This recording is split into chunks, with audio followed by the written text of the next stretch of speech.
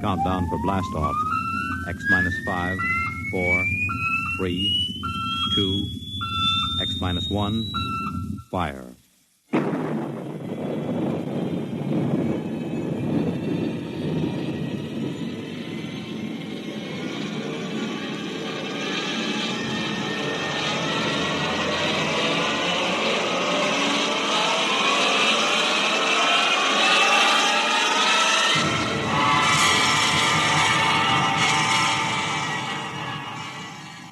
From the far horizons of the unknown come transcribed tales of new dimensions in time and space. These are stories of the future, adventures in which you'll live in 1,000,000 could-be years on 1,000 maybe worlds. The National Broadcasting Company, in cooperation with Street and Smith, publishers of astounding science fiction, presents X minus 1.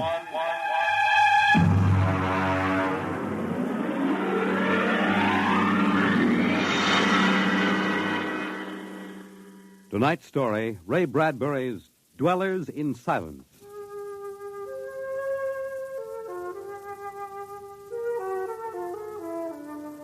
"20 years had passed. 20 years since the last of the giant migration ships had crashed to the surface of Mars, bearing its pitiful handful of survivors of the Earth Wars. 20 years of longing, of turning eyes toward the green Earth as it hung on the horizon like a beckoning light. And now it was done. And the first new ship, built of shining Martian chromaton, had lifted bravely toward home with 3 men locked in its metal belly. There it is. You can barely see the top of the Atomic Trades building in the twilight. They never finished building. Captain, What is it? am I going out of my mind? Look, out that way, to the west. Could that be... Heaven, it is. Those are lights. Turn the ship. Full cruising speed. They are lights. Captain, it's a city, a whole blasted city lit up like a Christmas tree. What do you think of your dead planet now, Williams? Decelerate to -5. We're going to take her down.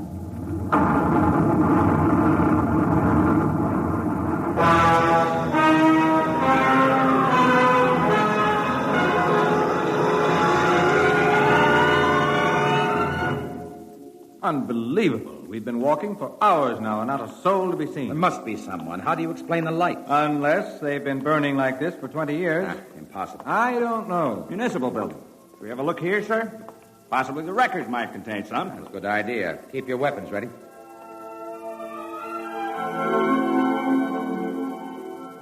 We'll start right here with the city clerk's office. Better check radiation again, Doctor. Well, not enough to do any damage. Gives you the creeps, doesn't it? Look at this desk. Papers crumpled, inkstand, just as if somebody came in and worked here every day. Dog licenses, hunting permits. That's strange. There's ink in that inkstand. Well, what of it? Well, you'd think standing open for 20 years it would have dried up. Good heavens. If I hadn't heard it with my own ears. Heavens, did that phone ring? Yes. Well? Pick it up, Doctor. Hello? Good day, Doctor. How are you? I called to ask some advice about a trepanning problem. Can you tell me if the lateral cut should be made first? Hello? Hello? This is absolutely insane. Hello? Thank you, Doctor. I'll do that. By the way, how is your wife, Alice? And the girls? And your son, John? Fine boy, John. I'll call again tomorrow. Goodbye, Doctor. Hello? Hello? Gone dead. Who was it? I don't know. Strange voice carried on a conversation about some surgical operation without paying the slightest attention to anything I said. Captain. What is it? Listen. Someone is coming, walking slowly toward the corridor. Coming closer. Jumping Jupiter. It's a man. An old man. Are you... Is it really someone? You seem to be real. I saw the ship come down, and I thought perhaps I was losing my mind. It's been so many years. I'm Captain John Parsons. These are my assistants, Dr. Evans and Mr. Williams. We returned to Earth from Mars. Then it's happened. We're not alone anymore. Forgive me, gentlemen, if I seem moved. I've waited and hoped for so long. You survived the radiation. We did. There are others. My family. We are the only ones. I answered the phone a moment ago. Who was it? You heard my voice, Doctor. Yours? Yes. To break the loneliness. I've recorded my voice and rigged up an automatic telephone. It's pleasant to hear the phone ring. I come here to work. I take it you are a medical man. My name is Cornelius Hathaway. Hathaway? Hathaway, the brain surgeon? You know my name? Who doesn't? I watched you on television at college. Why, I saw you 23 years ago. You performed a difficult surgery for a cerebral tumor. Thank you. I'd almost forgotten. My mind, you see, I'm almost 80 now. Well, you look fine, sir. We've had the best of everything. An entire city to choose from. Cold storage, the best equipment. But come. There's a fine dinner waiting for you, and you'll want to meet my family. When I saw the ship come down, I told Alice, my wife, you know, to prepare a feast. This is a great day for me, gentlemen. A great, great day.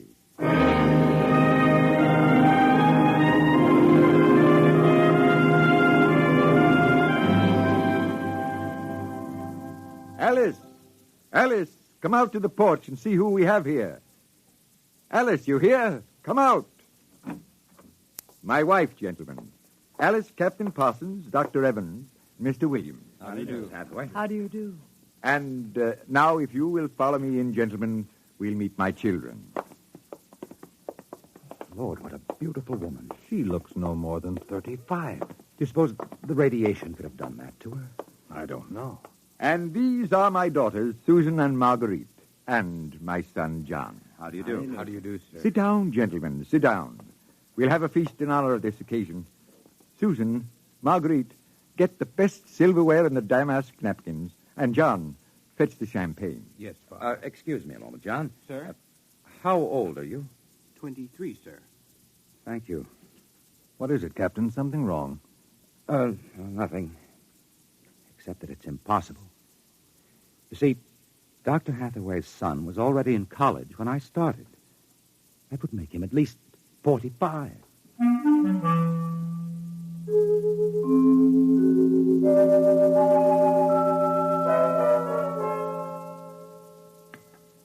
That was a wonderful meal, Mrs. Hathaway. Doctor, your wife is an exceptional woman. Thank you, sir. How would you gentlemen like some fresh gingerbread with your coffee? I baked it this morning. Oh, wonderful, wonderful. Smell that, Doctor? It's like coming home, Mrs. Hathaway. It's like home having you here. Mrs. Hathaway, may I compliment you on having preserved your youth and beauty so well? Thank you. We have no worries here. No competition. All the things we need for material comfort.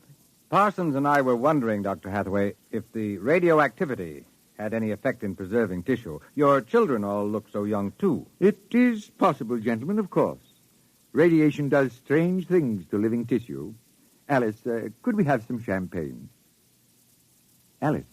Oh, I'm sorry. What, John? Some champagne, please. Champagne. Oh, yes, of course. An amazing woman. Did you ever see such grace, such complete relaxation? It doesn't seem quite natural. I beg your pardon, gentlemen? Captain Parsons was just about to ask how you and your family managed to escape, Dr. Hathaway. We were very fortunate. You see, my home was in the Sierra Mountains at the time. I had a lead-lined laboratory in the basement where I did X-ray research. My hobby, you know. I chose this house because it was on a hill where I could watch the sky. Oh, the loneliness of those first years. But at least you had your wife and children. Yes, I had my family. If it were not for them, gentlemen, I assure you I would long ago have put a bullet in my head. Champagne, Captain? Oh, thank you, Mrs. Hathaway. May I propose a toast? Oh, let me. Gentlemen, to Earth. To Earth. Earth. May she never be stranger to man. And... Hathaway, what is it? You all right? It's nothing. It's nothing, really. Just a rather sharp pain in the chest. Why don't you gentlemen go out on the porch and enjoy the air? You've had a long and tiring journey. Alice, we'll show you the way. Will you be all right, John? Yes, don't trouble yourself. I'll see you all in the morning. Good night, Doctor. Good night. Come, John. Yes, Father.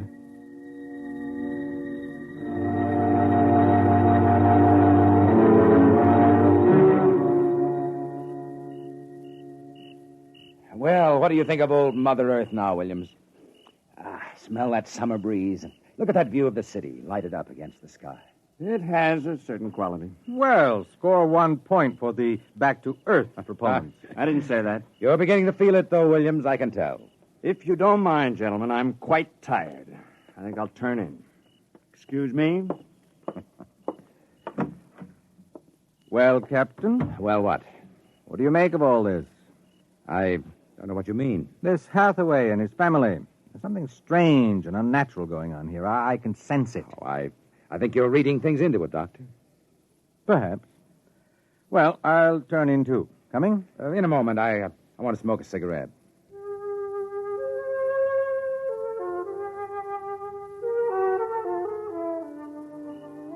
It's a very beautiful view, is it not? Oh, I didn't hear you come out. How is he? Resting. I've never seen him this bad. Yes, he's an old man. I'm sorry, but the difference in your ages is so apparent. You must have been married very young. You don't know about us, then. No, Perhaps it is better that way. I don't follow you. Is it something about your husband? He acts very strangely.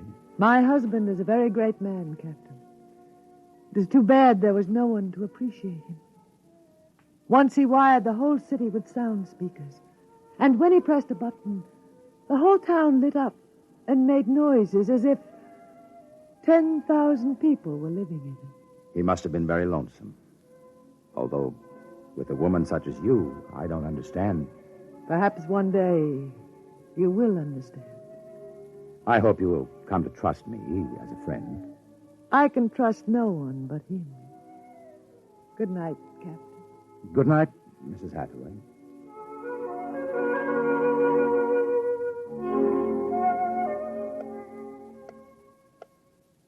Captain. Captain Parsons. What is it? Who's there? Dr. Evans. Oh, what's wrong? What time is it anyway? 2 a.m. What's wrong? I couldn't sleep. A few minutes ago, I heard someone slip out the front door. In the moonlight, I saw it was the old man. He was headed toward the ship. What are you suggesting, Doctor? Nothing, except that it's fairly unnatural for an old man with a bad heart to go wandering off at 2 in the morning. Very well. We'll follow him.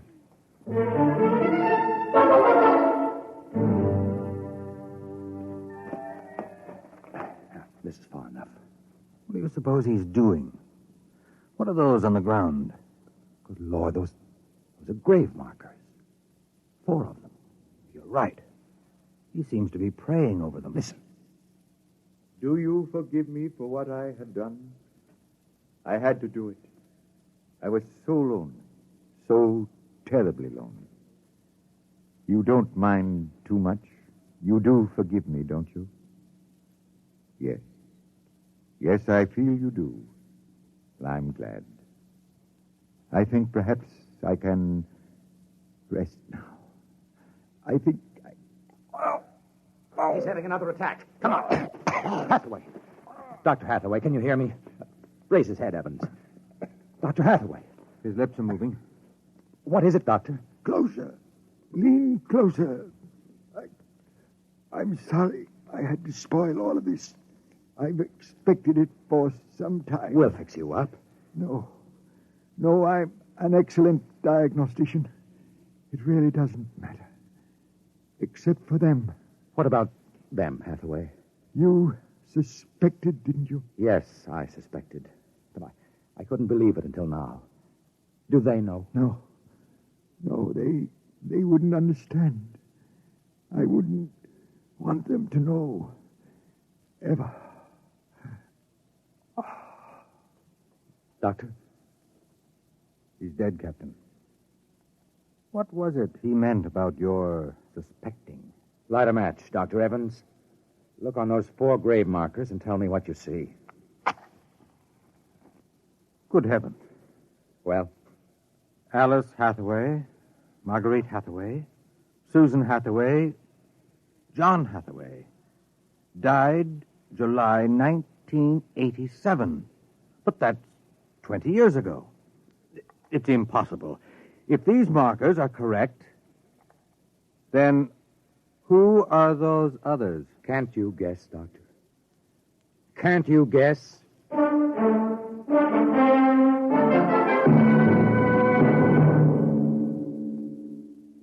I'm sorry, Mrs. Hathaway. He didn't want us to feel badly. He told us it would happen one day and that he didn't want us to cry. He didn't teach us how, you know. He said it was the worst thing that could happen, to know how to be lonely and unhappy. We weren't to know what death is. Perhaps it's just as well. You know about us, don't you? Yes, I know. I didn't think you knew yourself. The children don't. I've been aware for a long while. No one would have guessed. You're so perfect. He would have liked to hear you say that. He was so very proud of us. After a while, he came to love us, and at the end he took us as his real wife and children. He even forgot sometimes that he had made us. You gave him a great deal of comfort. Yes. Over the years we sat and talked. He loved so much to talk. I was first, you know. Then he became lonesome for the children, and so he made them. There was only one thing. One flaw. And that? He couldn't make us grow old. And so he had to watch himself become an old, old man while we stayed young. It was a great blow to him. We'll bury him on the hillside where the other 4 crosses are. I think he would like that. Yes, he would. Mrs. Hathaway, Alice, I think that you are a very great and wonderful woman.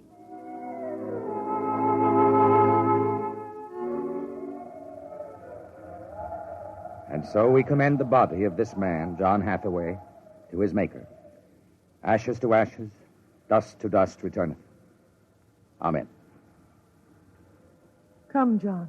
Yes, Mother. Susan, Marguerite. Evans, Williams, stay here a moment, please. What is it? Let them go back to the house. I want to speak to you. I know what you're going to tell us, Captain. I saw the names on the grave markers. Well? It's a mockery, a blasphemy of everything we believe in. For a man to do something so evil. Can't you imagine what he faced? Can't you imagine what it must have been like to have watched his wife and children die slowly of radiation burns? To know that he was the last man on the face of the earth, alone, eternally and unalterably alone. Good Lord, man, what would you have done if you'd had his medical and technical genius? I'll tell you, you'd have come back to your laboratory just as he did and tried to recapture all the wonderful things that they had been to you. You'd use all the power of your memory, all the accuracy of your fingers, and you'd try to put together, bit by bit, all those things that were wife, son, and daughter. It's incredible. So you suggest that we take them back, Captain? I don't know. We haven't enough space in the ship for that. Every ounce counts. Still, to leave them here like that, alone... I think I have an answer, cold-blooded as it may seem. Go on. I suggested we turn them off. Do you think I could do that? No, but I think I could. After all, they aren't human. They're worse than robots. They're ghoulish. I suggest you go back to the ship, Captain, and leave me to deal with them. I will not permit it. You've no choice in the matter. I assure you it'll be quick and entirely painless. I hate to admit it, but he's right, Captain. We can't take them with us, and it would be less than human to leave them here without Hathaway. They were created by him for himself. They have no other feelings, no other purpose. If you leave them, they'll go on year after year, night after night, talking, laughing, baking strawberry biscuits for no reason, not knowing who they are, why they exist. Could you do it, Doctor? I don't know. I've already offered to do it. No, I wouldn't want it to be you, Williams. You're sick. You have no feelings. If Dr. Evans here can do it, well, so be it. It's a difficult thing, Captain. Still, as you say, they aren't human. Logic is on your side. It isn't as if you were murdering someone. Well, give me the blast gun, William. We'll wait in the ship. Take off in half an hour. Half an hour.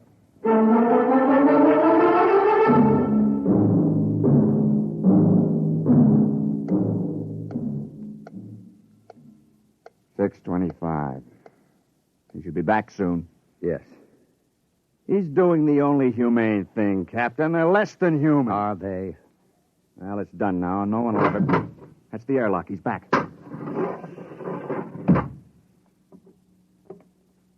Well, here's your gun.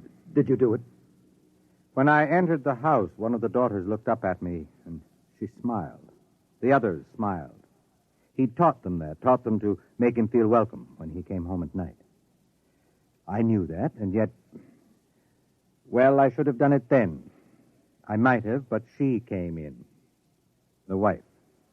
She said something about sitting down for a cup of tea. She looked at me with those fine, intelligent eyes. I couldn't do it. It would be murder. Cold-blooded murder. I prayed you wouldn't be able to do it. There will never be anything as fine as they are, you know. Built to last 100, 200, perhaps 1,000 years. Well, get the course in the integrator, Williams. We'll take off in 20 minutes. I should be back by then. You're going out, sir? I'm going to say goodbye.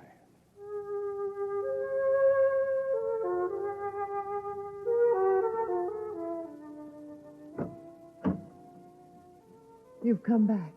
Only to say goodbye. It was nice of you. I wanted you to know that I'm coming back. Here? To us? Here. To you. I believe you. I never meant anything more. When will you come? I don't know. It'll take many years to prepare fuel for another trip. 6, 7, perhaps 10 years. I will watch the sky at night, just as he watched it. I'm not a young man. Time is nothing to me. I was born out of time. I'm afraid I must go now. I understand. Strange. I have a new feeling. One which he didn't teach us. A feeling of longing, of sadness. That one is not taught. It comes of being alive. Yes, I am alive. Even though he created me, I'm a person now. Goodbye, Alice Hathaway. Goodbye, John Parsons.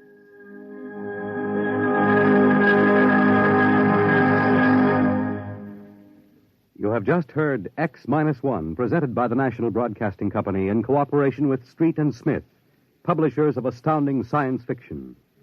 Tonight, by transcription, X-1 has brought you Dwellers in Silence, written by Ray Bradbury and adapted for radio by George Lefferts.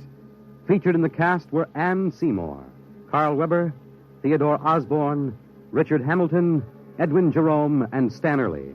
Your announcer, Fred Collins. X-1 was directed by Daniel Sutter and is an NBC Radio Network production.